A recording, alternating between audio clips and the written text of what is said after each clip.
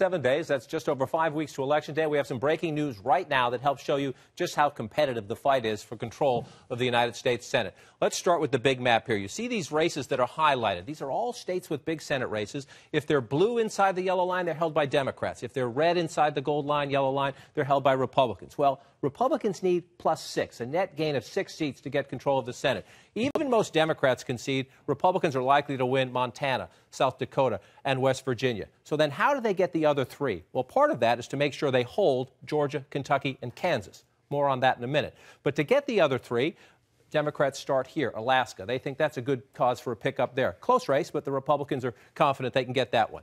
Then you come to Arkansas here. Again, a close race. Republicans are reasonably confident they can get that one. Now it gets interesting. Our new poll today shows you another big Republican target. Mary Landrieu is the Democratic incumbent. You might say that's good news, right? Because she's ahead of her Republican opponent, 43-40. But remember, in Louisiana, and there are other candidates in this field, you need 50% +1. So if this were the result on Election Day, Mary Landrieu ends up in a runoff, and in the runoff, her chances are much less likely. One of the drags in Louisiana, the president's approval rating. Just 40% of the voters there approve the president's performance, 56% disapprove. So watch Louisiana. Even though the Democrats on top, Republicans will be encouraged by our new poll in that state. Next up, North Carolina. Remember, the president won it in 2008. He lost it in 2012. Kay Hagan, the Democrats will be encouraged by this. 46%, Thom Tillis, her Republican opponent, 43%. Here's the wild card. Libertarian Sean Haw getting 7%. If that number stays, if he doesn't drop closer to Election Day, and often third-party candidates do, Sean Haw could be the spoiler to help keep this race in Democratic hands. Very close, but the Democrats on top in North Carolina. Again, the president is a factor in this race. Underwater, 42% approved, 52% disapproved. The president underwater there, Manu, but if you looked at our polling last week in Iowa and New Hampshire, he was in the 30s. At least in those states, he's in the 40s.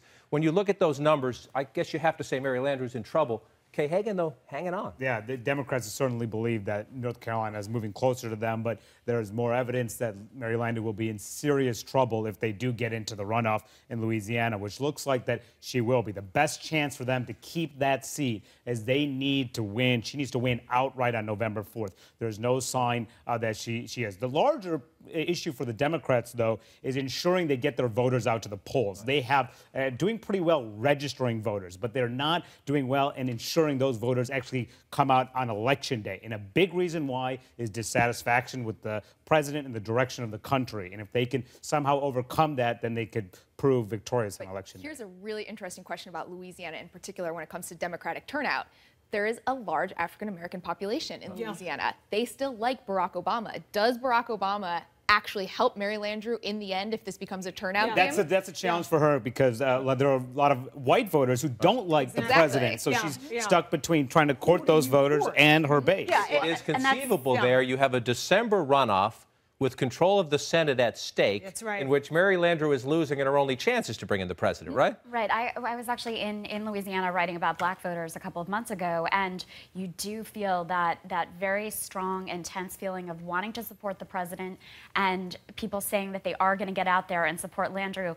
But that balance that she's trying to do is really kind of remarkable. She, you know, the Obamacare ad that she did, kind of dinging the president, that did not run in sort of the center city places where African Americans would have seen it, but all of those white voters who are in the outer areas, that was who they were targeting.